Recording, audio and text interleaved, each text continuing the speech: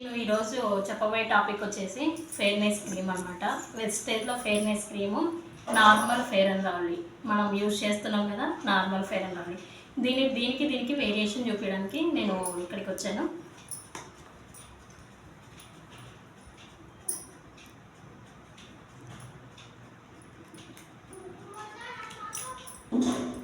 ఇది fair and lovely వేసానండి. ఇప్పుడు ఇది ఫెయిర్నెస్ క్రీమ్ వేస్తున్నా.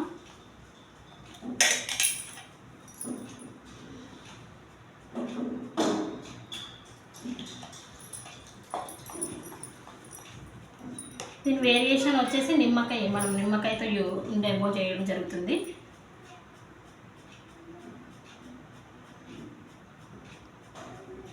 ఇక్కడ 3 డ్రాప్స్ వేస్తున్నానండి నిమ్మకాయది, వేరియేషన్ చూపించడానికి. ఇది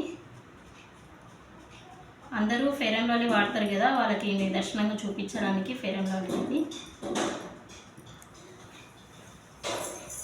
ఇది వచ్చేసి ఫెయిర్ అండ్ లవ్లీ, ఇది వచ్చేసి ఫెయిర్నెస్ క్రీమ్.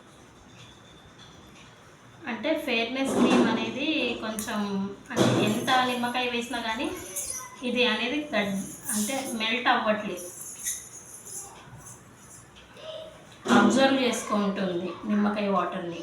ఇది అయితే మెల్ట్ చేసుకొని గట్టిగా మేగడలాగా అయిపోతుంది అనమాట ఫెయిర్ అండ్ లవ్లీ. చూడండి, దీనికి వేరియేషన్.